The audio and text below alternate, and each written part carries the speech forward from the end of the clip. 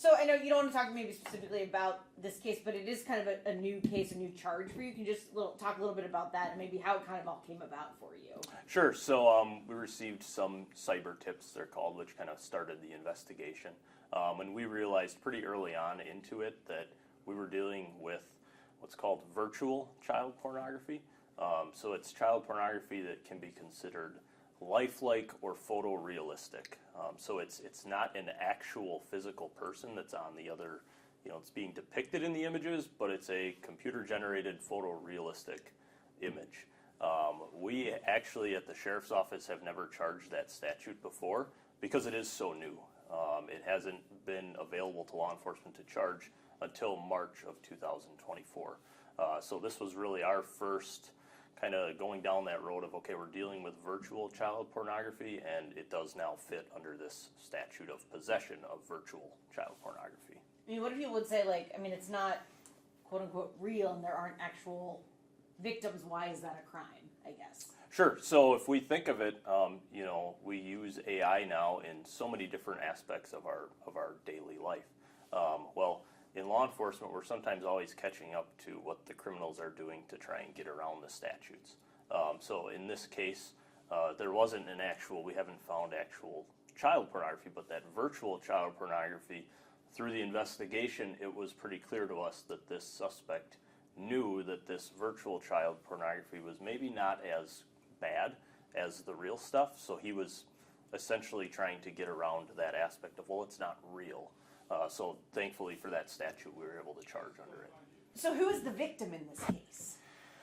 So sometimes they are called victimless crimes, but when we do talk about real child pornography, we have gotten victim impact statements from those children, and the internet knows no bounds. So it can be in real child pornography, it can be children in other countries, other states, to the best of your imagination of where the internet can go. In these cases, I wouldn't really consider them victimless. I'd say, if anything, society would be considered the victim, because this is a person, just based on our investigation, that they weren't really just looking at the virtual child pornography in a bubble, so to say, let's put it that way. So there was, a tendency that these could have gone to a hands-on type of an offense, because we will see that sometimes in these cases, to where that gratification just from the online or AI image isn't enough for that person, and they unfortunately progress down a worse path sometimes. I know they said in court that he was communicating with underage. Correct. Yeah. As well. So yeah. So that was important in this case. So we wanted to make sure that we took the appropriate law enforcement action before he became what would be considered a hands-on offender. And you said this is kind of the first case of its kind that you've had here in the county since this law. I mean, can you talk about the law and I guess how beneficial it is to the work that you guys do? Yeah, absolutely. The law was just passed back in March. We had a deputy at ICAC training that was put on by Wisconsin DOJ just a month ago. And as this case was developing, I told him, I said, hey, try and talk to people from around the state or attorneys and figure out if anybody has, any type of opinion or anything to offer us for where our investigation can go. And even talking to others from around the state, it's been so new that they're kind of in uncharted waters, so to say.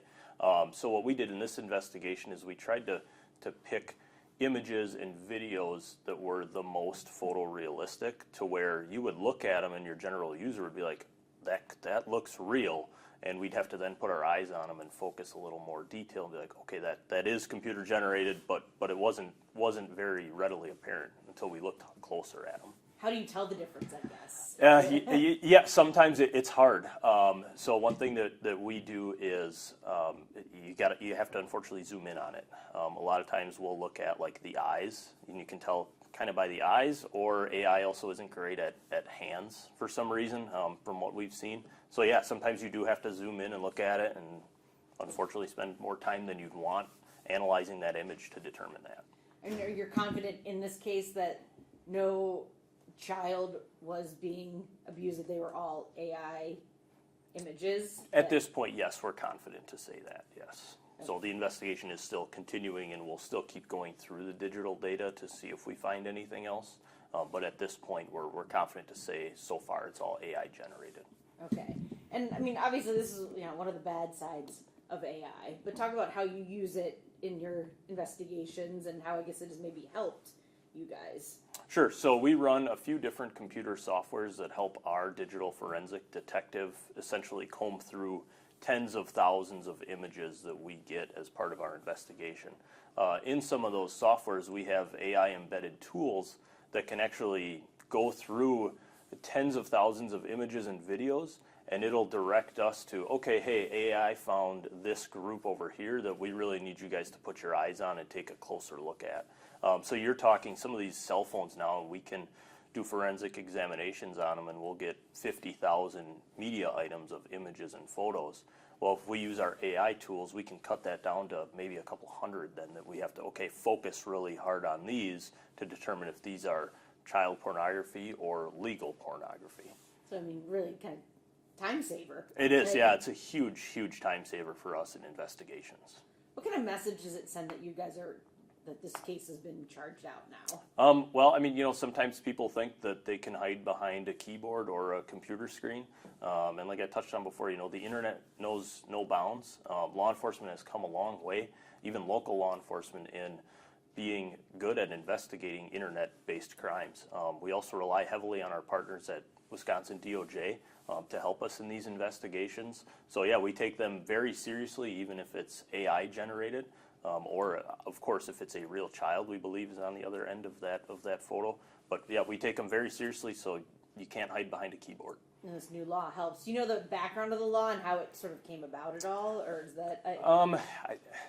Not really particularly. Okay. Another part of the law that was passed was it made it illegal to possess a child sex doll.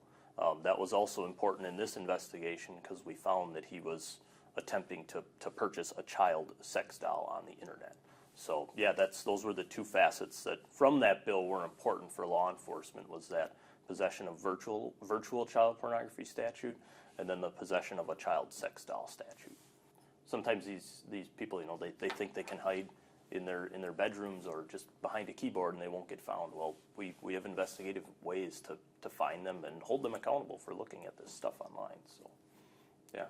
We've come a long ways, and technology, as that continues to improve, we get better at doing our investigations too, for sure.